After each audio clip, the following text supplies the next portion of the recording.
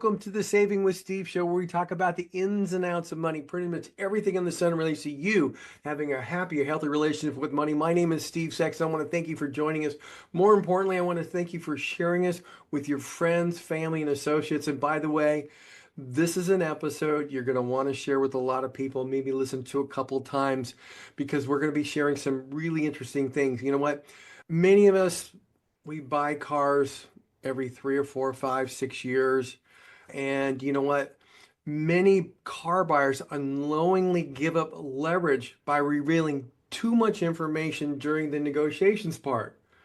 Joining us now is automotive retail expert Ray Shefska. He's the co-founder of CarEdge, with some key questions and comments to avoid at dealerships when you're buying a car. And also why focusing on the outdoor price matters most, and how buyers can protect themselves in price, their interest rate, trade negotiations, to avoid overpaying or not getting the deal you thought. Ray, welcome to the show. I'm so happy you're here. Steve, thank you so much for inviting me and allowing me to participate this week. And I'm really looking forward to the conversations. Actually, it's our pleasure. But before we get into asking a bunch of questions, I just want to take a moment, and I think this is important. I want to just read you Ray's background. He's the co-founder of CarEdge, a leading consumer platform founded by he and his son, Zach, and it's dedicated to empowering car shoppers to make confident and informed financial savvy decisions. The company's CarEdge Pro, they have a submission subscription service, gives car shoppers real-time market insight, expert AI car negotiators to help the process make simple, easy, and fair. They even have an upper-level service, like a premium service, which is more like a concierge service, offering buyers a white glove experience with dedicated automotive experts who locate, negotiate, and secure the best possible deals on your behalf. Both the CarEdge tiers help consumers save money, time, hassle, also with trusted resource that includes hundreds of guides on YouTube. CarEdge is redefining transparency, fairness, and value in the automotive industry. You can connect with the Shefskas at caredge.com, on social media, on YouTube, TikTok, X, Facebook, and Instagram. Ray, you know what? We're really happy you're here. One of the things I want to just start with is, we started talking about this a little bit before the show even started. And one of the interesting things I was telling you is, a long time ago, when I was a lot younger, I had a good friend who had worked for many years at a car dealership. And you know what? We went into one car dealership where I really wanted to get this car. And I started saying stuff, and he goes, "Stop, you've already blown it. Let's go to another one." And then on the drive over, he's like, "This is what you do. This is what you say. This is how you do it."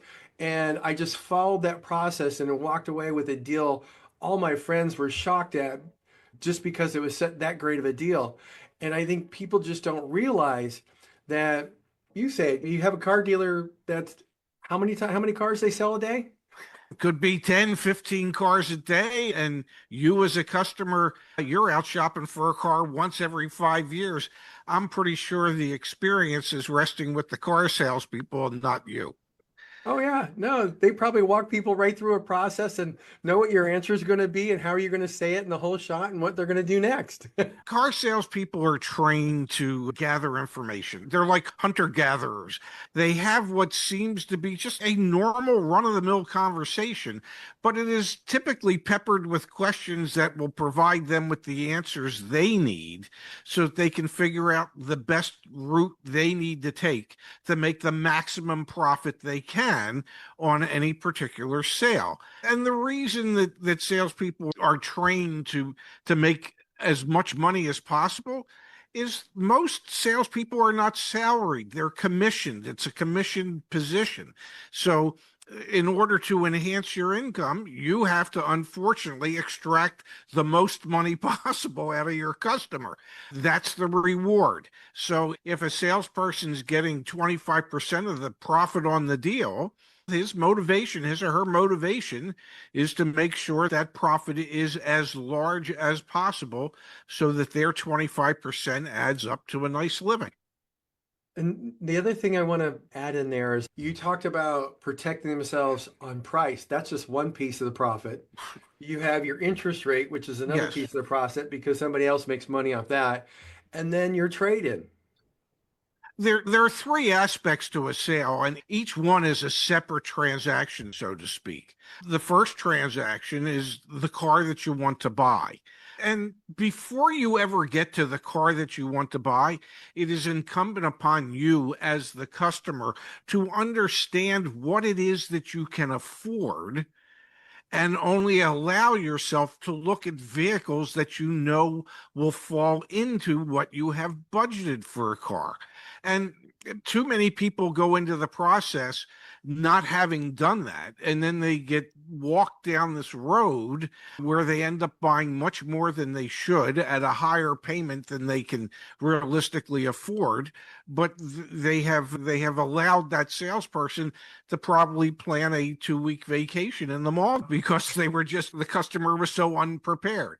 So the first step in the process is understanding what it is you can afford and what your budget should be. The second step in the process is if you have a trade in, and most people do, that's a separate transaction.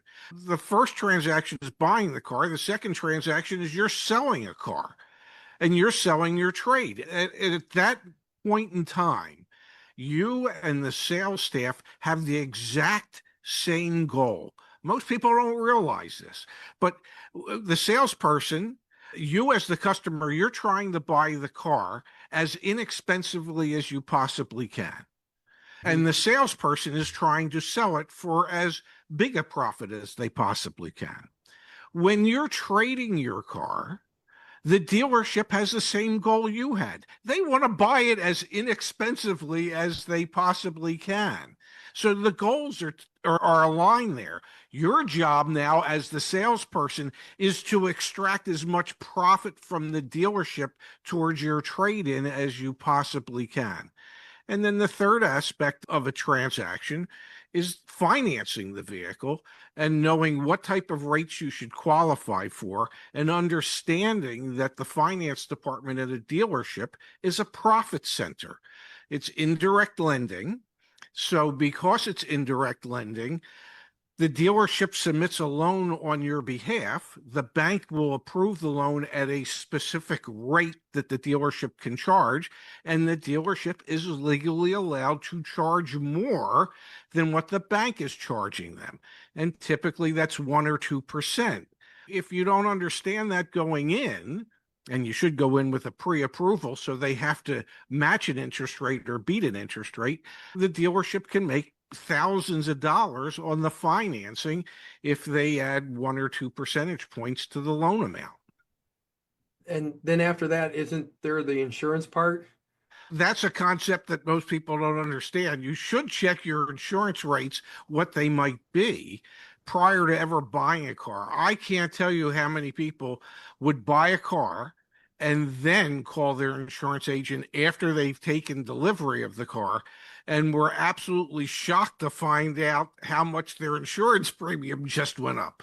They might have been paying $150 a month prior on their trade in, and now suddenly it's $200 a month, and they weren't factoring in that extra $50.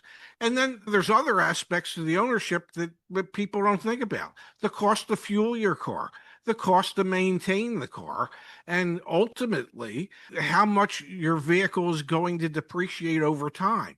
Obviously, some vehicles depreciate more than others and more quickly than others. And Hmm. so that's a consideration that people should make when they're trying to decide on what vehicle. Yeah, it was interesting. The reason why I said insurance is because one of our listeners said, I went from driving a older Mercedes to leasing a brand new Range Rover, and my Mm. insurance went from about $1,200 a year to $5,000 a year, and I have a clean record. Yeah, that very well could be true, but the likelihood of if that a Range Rover gets in an accident, it's going to be much more costly to repair, and all that gets factored into premiums. So whether you had a good record or bad record doesn't matter at that point. It's what's it going to take to repair it if there's an issue, and insurance companies, they have a much better understanding of that than you do. Oh yeah, totally. Yes. The reason why I'm saying it is you made the point that people just don't know. Hey, folks, you're going to want to stick with this. We're going to be right back with more Ray here. We're going to talk about the questions you don't want to answer. Why does it cost you when you do that? So stick with us. We're going to be right back with Ray Shefska. Hey, welcome back to the Saving with Steve show, where we talk about the ins and outs of money. We're talking with Ray Shefska about the questions not to ask when you're buying a car. And we just learned, hey, you know what? When you go into a dealership, it's 3 transactions. And this is really interesting what Ray just said. He says, you're looking to buy a brand new car for the cheapest amount. And now you have to sell your trade-in for the most amount, and they want to pay the least. And then you want to get financing, and then you've got insurance. You've got to really look at all those things, because you know what? You're going to get people are on commission, so they've got to pay for themselves. So it's important to understand that. But one of the big things we want to talk about right now is, what is the number one question car buyers should never answer at a dealership, and why does it cost them so much darn money? The number one answer you don't want to, the number one question you don't want to answer at the dealership is when the salesperson just casually asks, I'm sure you must have some type of monthly budget in mind for your car. What might that be? What have you thought would be comfortable for you on a monthly basis? The dealer, the salesperson, just wants to find out where you want a monthly payment to be. You, as the customer, don't want to necessarily divulge that information. You want to concentrate on the total out the door price of the vehicle. Why is that? If you get them to commit to the selling price with a discount, and you get a total breakdown of all the fees that they're charging, you can see which fees might be legitimate, which fees might not be legitimate, what their processing fee or documentary fee might be, if they're trying to add any packages to the selling price of the vehicle that you didn't ask for. You get to negotiate all that stuff up front. If all you're doing is negotiating a payment, you end up not having any idea what you're actually paying for the car. You're just talking about what that monthly payment's going to be. And the issue with that is dealerships can extend loan term to get you to that comfortable payment. The typical loan term used to be 60 months. Today, on average, it's 72 months. I believe the percentage of people who were financing for longer than 72 months, I think, is up to close to 30% of all people are financing for more than 72 months. We see 84 months, 96 months, and some lending institutions are even offering 10-year, 120-month financing for automobiles. Now, that's great if all you're after is a payment. But if you need to, what you need to do is factor in how much all that payment's going to cost you over time. And the amount of extra interest that gets paid between a 60-month note and an 84-month note could be thousands of dollars, six, seven, $8,000 more that you're paying back in interest, only to have that lower payment initially. So you don't want to answer the question when they go, what have you thought would be a comfortable monthly budget? If you were to answer that question, Steve, and say, oh, I was thinking somewhere around $700 a month, because today the average payment on a new car is $750 a month. Oh, The first thing that the salesperson's going to say to you is $700 a month, up to, and people's first response is to answer that question with, well, I guess if I had to, push comes to shove, I guess I could go, I don't know, 725, 750 a month. The up to should be $700 a month. I don't want to go above that. You don't want to build in extra runway for them to work towards. And then the next question that salesperson is going to ask you, and the banks today are typically looking for, I don't know, 20 to 25% cash down. Were you planning on putting down that or more? And if you're looking at a $50,000 vehicle, that's $10,000. The salesperson says that would be $10,000. Were you looking to put down $10,000 or more? Whatever answer you give, oh, I was only planning on putting $5,000 down. the next question from that salesperson is going to be up to. And again, as the customer, you will typically bump yourself. I guess I could go up to 6,000. You've just gone from $700 a month to $750 a month on one question, and you just went from $5,000 down to $6,000 down. There's probably $7,000 or $8,000 right there that you just agreed to pay more for. Because if you do $50 more a month over 72 months, that's what, $3,600 right there. And then $1,000 more down payment, you're up to $4,600. And if they stretch you out to 84 months, now we're up to $6,000 or $7,000. So the key is to concentrate on that out the door price and not answer those questions about what your monthly payment range should be or how much cash down you wanted to use. Once you start giving that information, you have lost all leverage. What's the best answer when somebody asks that? I haven't seen it. The best answer when the salesperson says, well, I'm sure you've thought of a comfortable range for your monthly budget. I have, which is not an issue because the cars that I'm looking at all will fit into that budget. All I need to know is what the out the door price is so that I can make sure I'm not overpaying for the car. But I know this car will fit into the budget that I have set for myself. You want to listen to this, have that little phrase recorded and memorize Yes. it when you're going to look for a car. Yes. Yes, absolutely. And most people, they forget to say that, but salespeople are trained to deflect any objection a customer has. And as a customer, you have to be trained to deflect whatever it is that the salesperson's seeking.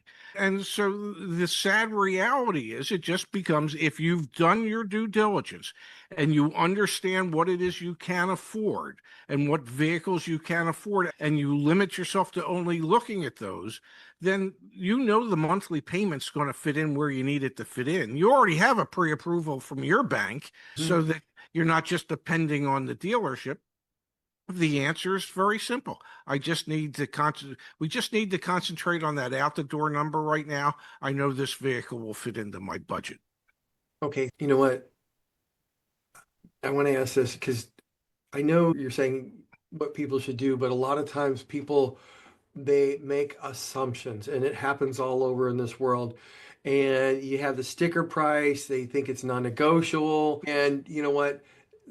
I know of 10 people I can count right now that they just walked in, paid the sticker, and that was it. And I'm just like, oh my God. But Yeah. let's just eliminate that misconception right now. Let's have people understand what the deal is with that. What is really a sticker price? What does it really mean? Or what it should mean to our listeners?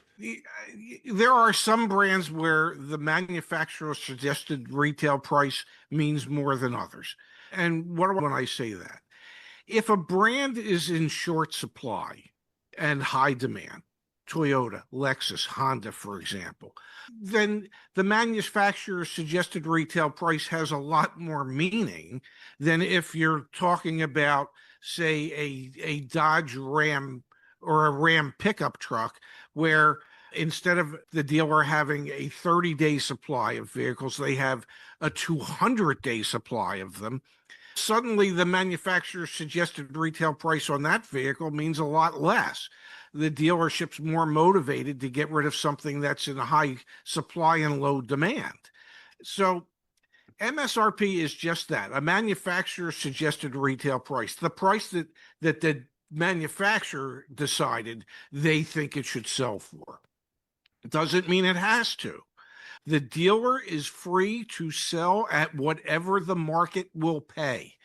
During COVID times, when there was a huge shortage of new cars, people were paying upwards of $20,000 in additional dealer markup because there was that fear of missing out.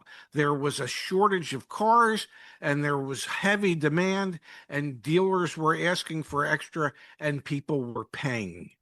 Today, it's like a reverse of that.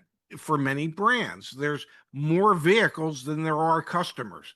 So you need to know that as a customer. How do you get that information? I'm not going to be self-serving here, but I'll be self-serving to a certain degree. At our company, CarEdge, you can go to caredge.com and search automobiles. We have a car search feature. And whatever vehicles you're looking at, when you pull them up, it'll tell you how many days that vehicle has been sitting on that dealer's lot. And then you can scroll down and it'll tell you what the market day supply is of those vehicles. How many have sold in the last 45 days? How many are actually available? Whether or not you as a customer would have leverage when it comes to pricing. And you would see in many cases for Toyota that you're not going to have a lot of leverage because they have on average a 34-day supply of cars. Most dealerships want to have a 75 to 90-day supply of cars. So Toyota dealers are basically turning their inventory every 30 days. So if you don't want to buy it and they look at you, well, the person behind you will, they're pretty much telling the truth. Whereas if you're at that Ram dealership and they have that 200-day supply of that particular model of pickup truck, they're much more motivated to discount that vehicle to move it. And please, as a customer, don't just get hung up on whatever the factory incentive might be. If there's a customer rebate of Hold on a second. We got to $5,000. stop right there. We got to take a break, folks. We're going to be right back with more Ray Shefska. You want to listen to this next piece because people just don't get it. So stick with us. We'll be right back with more Saving with Steve. Hey folks, welcome back to the Saving with Steve show. I thank you for tuning in. I appreciate you letting us, your friends and family and associates know about the show. All the replays are available on savingwithsteve.us. If you enjoy the stories of helpful insight and information on Saving with Steve, I encourage you to subscribe to our YouTube channel. Never miss a show. Check out a few of our affiliates at UK Health Radio, BBS Radio, Talk Radio New York City, E360 TV, Las Vegas TV networks. All these networks are dedicated to empowering you to solve problems, uplift your spirit, and live a life of personal financial freedom. Also, you can follow us on Facebook at Saving with Steve Sexton, the Insiders Club, guest gifts, get all the replays, exclusive access to our show videos. Folks, you really want to listen to this a couple times so you really get it, because Ray is just giving you the pearls of wisdom. Some of the things I didn't even know, I've already went. So let's go back to where we were there. Let's talk about that, the inventory piece again, because that's so very important when you're looking to create a deal for yourself. Absolutely. So as I was saying, if you're looking at vehicles where it's been sitting on the dealer's lot for 180, 200 days, or they have a 200-day supply of vehicles, don't confuse the manufacturer's customer rebate with a discount. They're two separate things. A discount off of the manufacturer's suggested retail price comes from the dealer. So first, you want to negotiate a lower price than what the manufacturer's suggested retail price is. And you need to understand that when a dealer has a lot of cars in inventory and not a lot of demand, that spread can be 10, 12, 15% sometimes in savings. And then on top of whatever you can negotiate off of the MSRP, whatever customer rebates exist from the manufacturer, those then get subtracted. The money that comes from the manufacturer it doesn't cost the dealership anything. So if you go into a dealership and they say, right now we have a $7,500 customer rebate, we'll take $7,500 off. That's great. Now let's talk about lowering the initial price of the vehicle before you take the $7,500 off. Once again, it's two separate transactions. One, you negotiate the price of the car, and then you get to apply that customer rebate after you've negotiated a lower price. And lots of folks will just fall for, oh, okay, so I just get the $7,500. No, you can get more than that. You just have to ask for it. In some cases, you kind of have to demand it. And in other cases, you have to threaten to get up and leave before they might give it to you.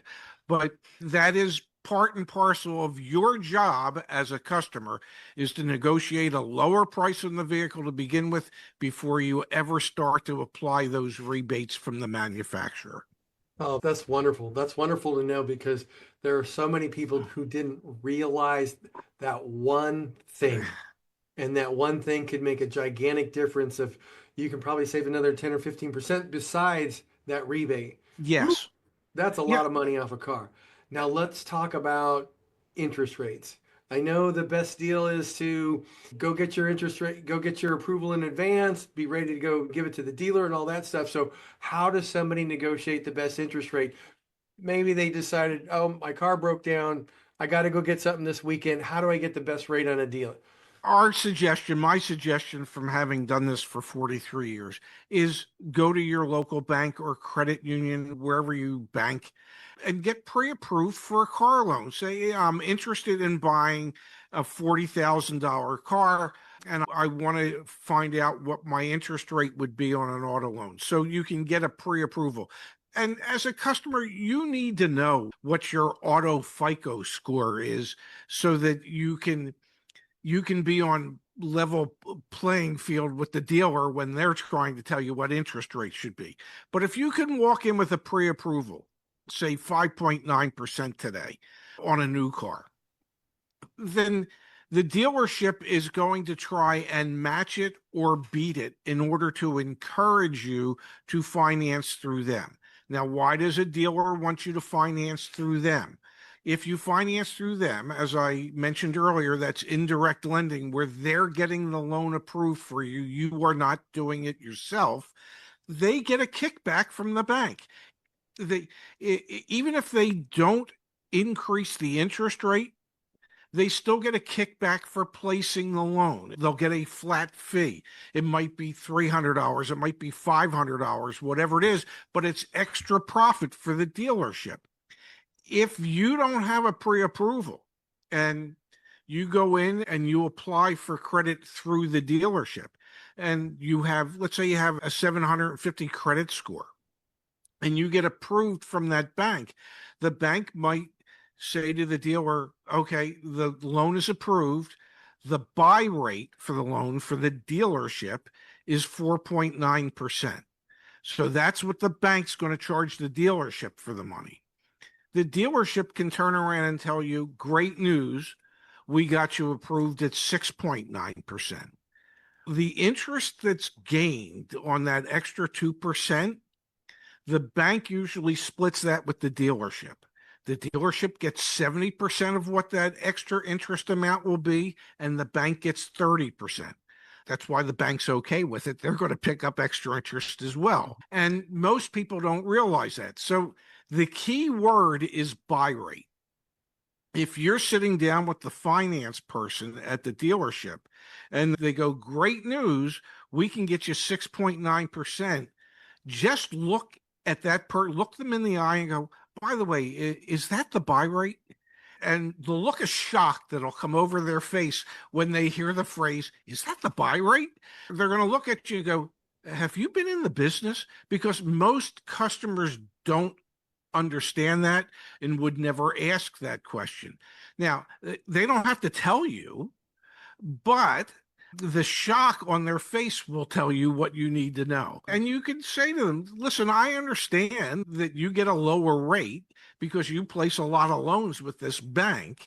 How much are you marking it up? I'm not going to begrudge you making a profit if you can get me a better rate than what I have, because I have 5.9. And if the dealership can buy it at 4.9, and even if they sell it at 5.75, they're still making extra money, they'll do that, but they won't do it if you don't ask. So you just have to, what, just by the way, is that the buy rate? Would you share what the buy rate is with me? Some finance people will, some finance people won't. They don't have to, but it allows you to have a conversation that most customers would never have. And that's because they're going to assume that you know a little bit more than the average customer does. You know what? I when I went and bought my current car, I already had a pre-approval letter, and I kind of lied and said I had a pre-approval letter, but they came back with a rate, and I just said, you know what? That's a little too high for me. I'm going to leave to the bank and make sure I've got it approved, then I'll come back, and all of a sudden everything stopped. Yes. And I got up, started walking out, and they said, "Excuse me, sir, I just got this for you." It, I'm going to share with you a secret that customers don't realize. There is a two-letter word in the English language that has the most power when you're at a dealership. And you have to be prepared to use it, and you have to be prepared to walk away. But that two-letter word is no. N-O. Nope, that's not going to work. I'm so sorry. Got to go now. What do you mean you got to go? They don't want you to leave. They don't make anything if they don't complete a transaction. Sometimes they'll let you leave. 15, 20 minutes later, they're going to call you back. Okay, we thought about it. We can do it. We talked to another bank. Whatever it is, they'll come up with a rationale as to why they can do it. And the no can start when you're just negotiating the price of the car. I'm sorry that I need you to save me another $1,000. And the dealership will go, we can't do that. If you can't do that, then I can't move forward. I've got to go now. And so that word, that little two-letter word, stops the whole thing in its tracks. And the sad reality is the dealership has something to sell and they need somebody to sell it to. So you, as the customer, have all the leverage because you're the one that's going to allow them to relieve themselves of some inventory if they don't screw it up. And in most cases, they're going to try not to screw it up. Folks, this is wonderful. Hey, you want to stick with us? We'll be right back. We're going to be talking to Ray here.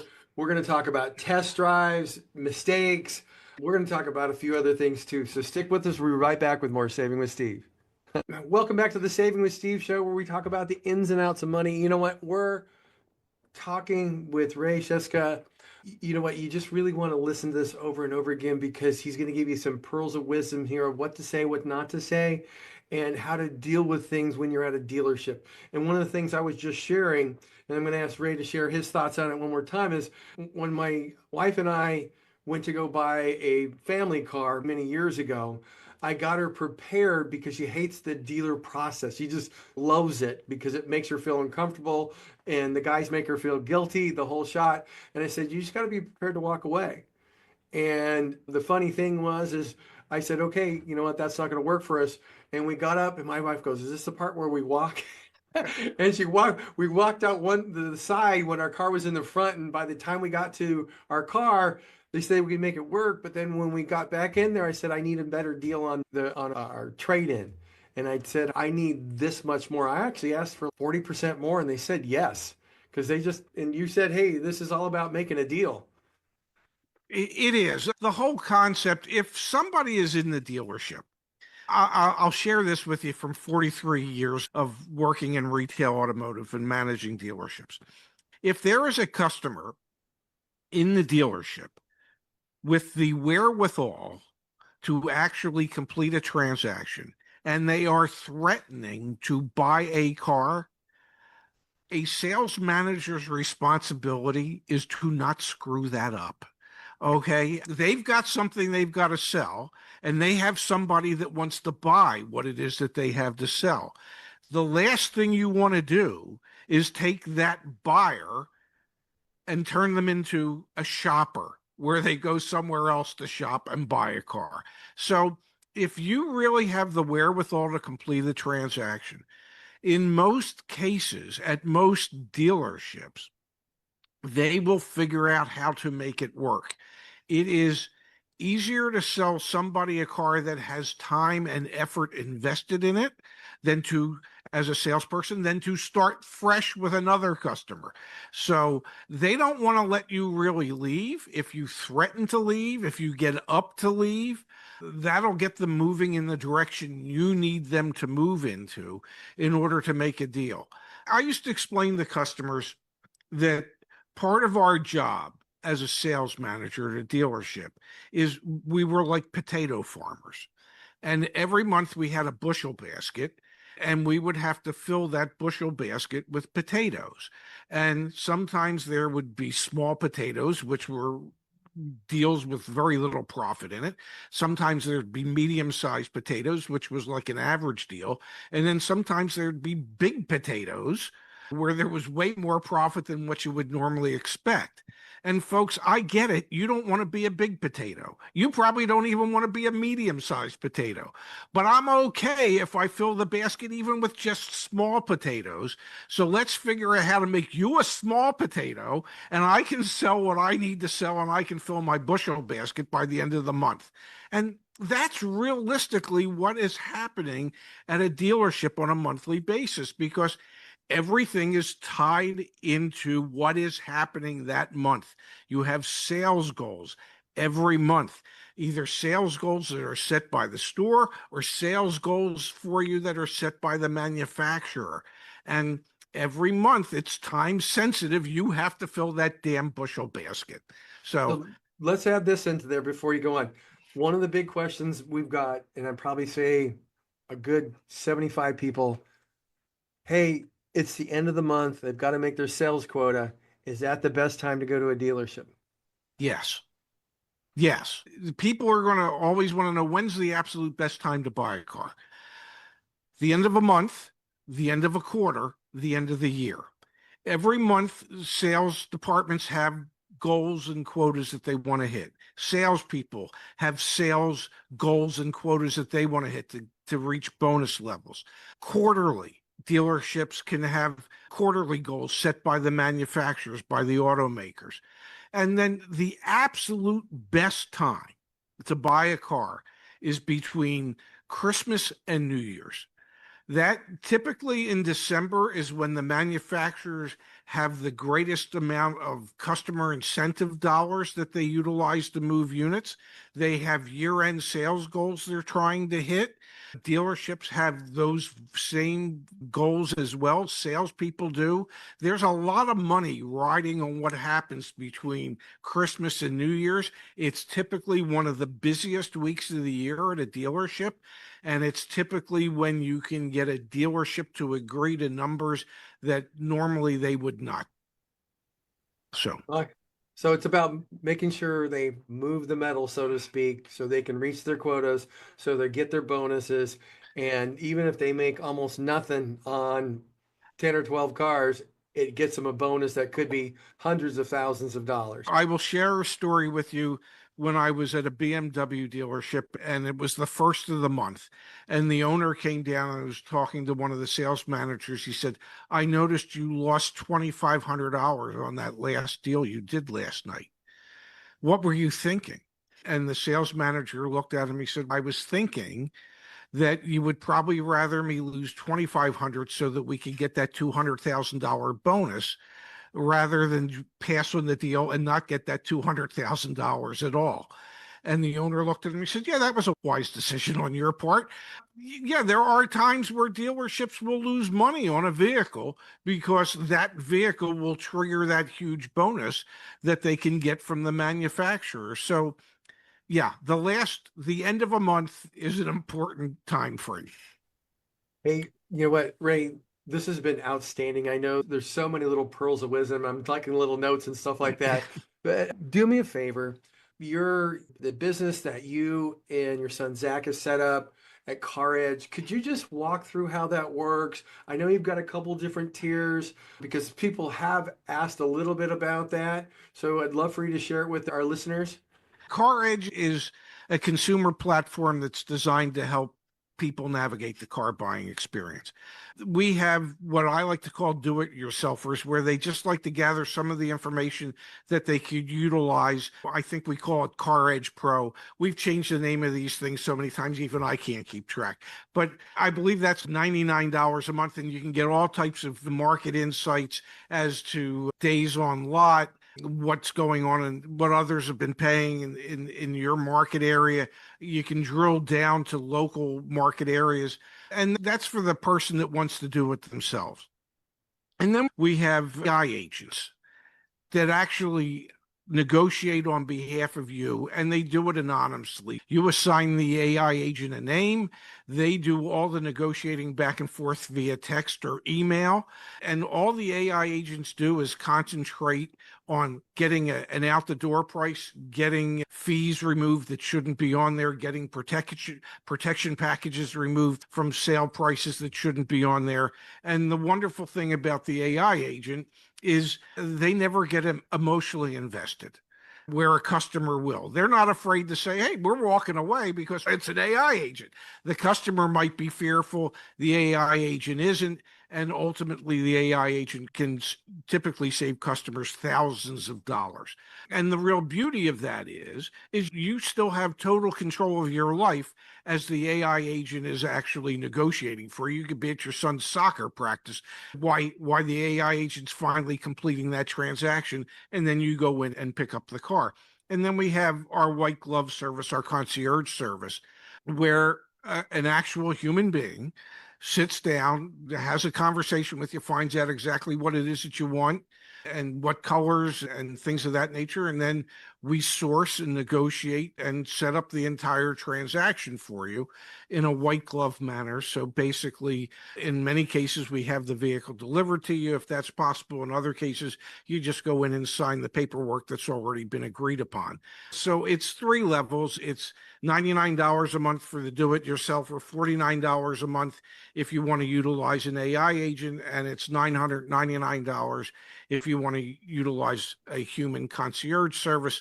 And then on our website and on our YouTube channels, we have thousands of videos and blogs and guides that are available to help people with any questions they have. And we also have a community forum where people can get deals rated, review my deal, and people, like-minded people, are on there day in, day out, helping others figure out the best way to save money on the car they're trying to purchase. That's awesome. Now, if somebody, is it all done through the www.caredge.com, or is there a number of people can call if they need to? Don't ask me the number if they need to call. It's on the website. I don't know what Okay, it is off the top of my perfect. head. Because you know what? Sometimes we have people who are a little bit older and they just like to talk to somebody. And we do encourage that, just so you know. There is a free consultation call, and you can sign up online for a time that you'd like to speak to somebody. But yes, www.caredge.com is the best place to go to get the vast majority of the information. Ray, I want to thank you so much for sharing your knowledge, experience with everybody on our that's listening and viewing, because it's just night and day, but people don't realize how much money they could be leaving on the table. And quite frankly, they might be able to buy the same car they're looking for at a lower price point on a monthly basis than they actually thought. Exactly. We have over the 6 years my son and I have been doing this. I don't know how many hundreds of millions of dollars we've saved people through our services, but I know just on the AI agent thing, that's only been around for a year. We've probably saved people close to $50 million just on that. So it's pretty remarkable what we're able to do. As my son said, you were here to help me buy a car. I see no reason why you shouldn't be out there helping the rest of America do it. So that's what we're trying to do. Hey, Ray, thank you so much for being with us today. Folks, stick with us. We'll be right back with more Saving with Steve. Hey folks, welcome back to the Saving with Steve show, where we talk about the ins and outs of money. Pretty much everything under the sun relates to you having a happy, healthy relationship with money. I truly want to thank you for tuning in. Appreciate you for letting your friends, family, and associates know about the show. All the replays are available at savingwithsteve.us. If you're enjoying the stories of helpful insight on Saving with Steve, I encourage you to subscribe to our YouTube channel. Never miss a show. Check out a few of our affiliates at UK Health Radio, BBS Radio, Talk Radio in New York City, E360 TV, Las Vegas TV networks. All these networks are dedicated to empowering you, solve problems, uplift your spirit, and live a life of personal and financial freedom. Hey, follow us at Facebook at Saving with Steve Sexton Insider Club. You definitely want to go check out www.CarEdge. You know what? You can find out what Ray and Zach, the Shefskas, are doing there, how they're helping people buying cars. And you definitely, if you're going to do it yourself, listen to this episode a couple times so you get it straight. So just so we move forward here, let's just talk about, you know what's been going on. The U.S. and Iran have electronically signed a 14-point memorandum of understanding aimed at ending the war. The agreement outlines the opening of the straits, the lifting of U.S. naval blockade. sets a 60-day window to negotiate a permanent comprehensive deal. Okay? With this agreement in motion and markets highly concentrated in a few tech and AI-driven stocks, the economy is increasingly relying on debt growth to generate GDP. That means gross domestic product. You know what? For people approaching or in retirement, it's essential to ask some core questions. Okay, so let's think about this. How long can this debt-driven growth continue? Because you got to remember, you've got Apple, Amazon, Microsoft, X, Tesla. They're borrowing billions and billions of dollars and flooding bonds and things like that, like $90 billion. So you got a lot of billions of dollars, okay, to fund these AI places. If the US economy relies on units of debt to generate the growth in GDP, that trend will eventually hit a limit. Next question. When will AI investment pay off? Investors and lenders are betting heavily on AI. If it does not generate actual sustainable productivity gains, the market risk is a major correction. And then the last thing is, we see a lot of people that have so much money in the Magnificent Seven, those tech stocks. Why true diversification matters right now. When economic momentums depend on future promises of technology rather than current realities, portfolios become vulnerable. True diversification acts as a shield against overconcentration and market volatility.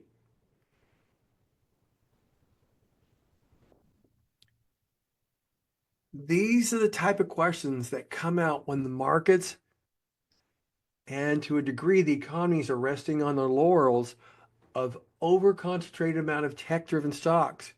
We are once again in an area where true diversification is the highest priority to those who are reaching or in the distribution phase of their life. So it's so very important that when you're in the distribution phase, you start focusing on, hey, what is the purpose-driven money? That's the money that fuels your lifestyle. That's the money that covers for the continuation of your spouse when you're not there, assisted living, long-term care, daily living. That's your purpose money. It's obligated to you to do those things. And then you have performance money. This is unobligated. You don't care whether it goes up or down. You just hopefully it's going to be higher in the future. It's unobligated to you, okay, because it doesn't affect your lifestyle. So it's very important moving forward that you have that true diversification in place to make sure your legacy and your lifestyle don't have problems, especially if this uncertain environment that we happen to be in. So folks, I want to thank you for joining us today. I want to thank Ray Shefska for joining us at CarEdge to give us that education on what to do, what not to do, what to say, what not to say when it comes to buying a car. And with that, I want to thank you all. Stay safe, stay healthy. We'll look forward to seeing you next time right here on Saving with Steve.